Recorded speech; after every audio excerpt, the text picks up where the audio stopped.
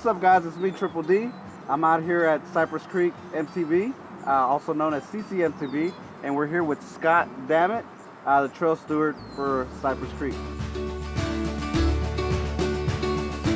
He's also a board member on GHORBA as well, which is Greater Houston Off-Road Bicycle Association. And we're here to talk to Scott so he can tell us a little bit about the trails. So what got you into mountain biking? Well, actually, I had a dog that was a black lab and had too much energy, so I ended up going down to Walmart, get me a busted up old hyper bike, and that's what got me into biking. And the addiction took on quick, so I ended up buying more bikes and fixing more bikes up, and found Cypress Creek, what used to be called something else, but and just started working and digging and improving the trail and trying to make it more sustainable. Aside from, you know, coming out here and riding, what do you see the future of mountain biking here in Houston?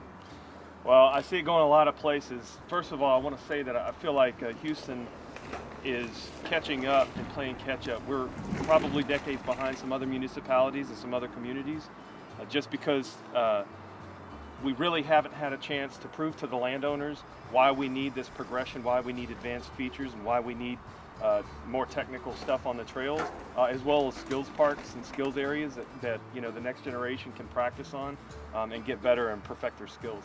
So how's that relationship with the landowners going right now? Well, most of our land here is owned by 3 primary landowners. Where we are right now is the 100-acre preserve, and that's owned by Precinct 3 parks. And we've got another section of trail that's on Mud 286 property, and then the whole rest of the trail is owned by Harris County Flood Control District. And we've been working with them over the last 2 years to establish a land use agreement, and we've really done a lot of research and put a lot of dedication, a lot of time into explaining to them, you know, and helping them understand our community and helping them to understand, like, you know, the way we build things, why we build things, and how we can improve on those things. So here we're at the kiosk right now, and you can tell where the trail goes. It's not really a one-way trail, but it is. So make sure that when you come here and you park at the parking lot, come visit the kiosk, and you'll be able to get some information on the trails. And aside from that, there's a bunch of little smaller trails within the trail system, and they'll have names, and you'll learn them by, you know, throughout the future while you're riding and stuff. But you can always message Scott through Messenger, and he can help you guys as well. We do recommend that you guys always wear your safety gear, always wear a helmet, at least a helmet. But you know, if you got elbow pads and knee pads as well, especially if you're a beginner, you want to make sure that you have all your gear on. You can easily get discouraged with mountain biking. Mountain biking is amazing and it's fun, but a lot of people jump in it real fast and they break themselves off, and then they don't want to come ride again. But it's an amazing sport, and most of the people usually stay in it as long as they're, you know, progress slowly. All of the trails that are considered one way is only for safety. It's just so that we don't have head-on collisions. And some of these trails that are specifically one way, they have more of the technical trail features or blind corners, and we want people to everybody have a safe experience. Now, if you do run into somebody going the opposite way, I hope that, you know, everybody calls out, and, you know, just know that there's still that potential for someone to be going the wrong way. Just always be mindful, always call out. If you can't see 20 feet in front of you, go ahead and call out, let everybody know you're coming. All right, rider. Rider. Rider. A simple way to call out is yelling out "rider." So if you're going out a blind spot or something, make sure you're yelling out "rider, rider," or have a bell. A lot of people use bells on their handlebars, and they'll ring the bells also so people can hear them coming along. And rider.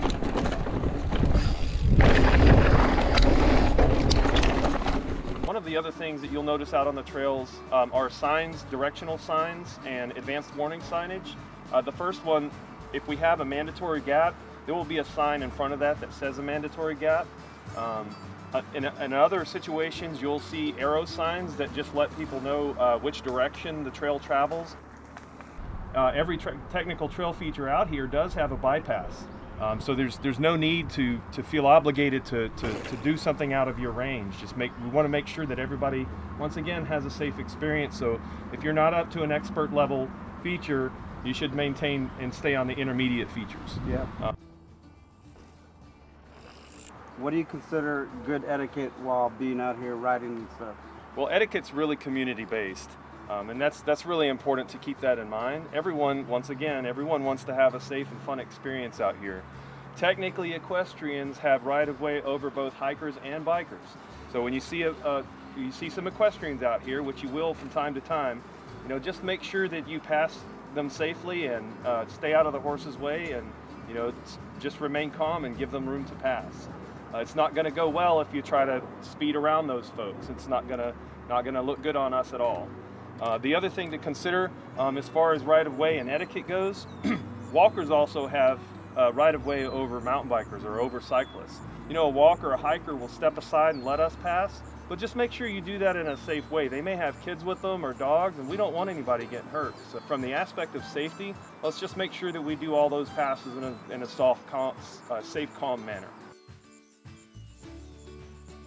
All of our trails are made by volunteers, and I didn't know that until about 6 years ago when I met Scott, and Scott actually introduced me to the trails, these trails specifically, and then he told me about volunteership. So Scott, the biggest way to get involved in volunteerism is, first of all, is to join GHORBA. That's GHORBA. That stands for Greater Houston Off-Road Bike Association, as Dennis mentioned earlier, and they're basically who brings all of our volunteers together. I'm also, in addition to being the trail steward here, I'm also the trails director for GHORBA.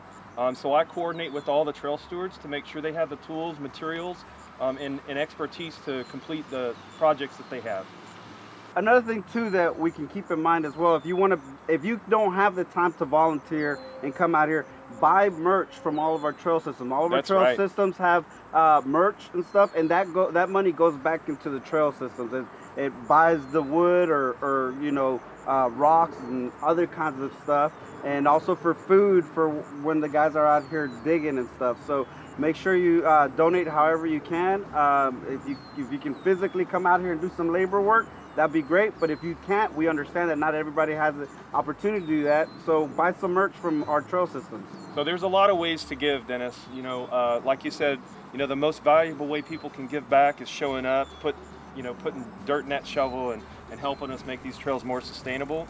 The second way is to buy merchandise or make donations.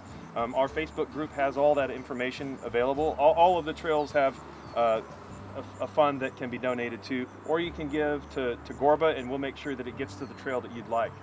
The other thing to remember, or another way to give, is if your business has some type of a discount, we can push people there and help you prosper while you also help us. So we really like a lot of those partnerships that we have with, a lot of the bike shops help us out, and it's a very symbiotic type relationship.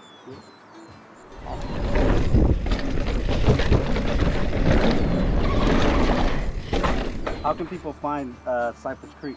Well, the easiest way to do it is to go on Facebook and under groups and look up Cypress Creek MTB. That's our Facebook group. Answer a couple questions just to make sure that you're a real human and that you're mutually aligned with our goals and everything. And just agree to the rules, and then one of the admins will add you up.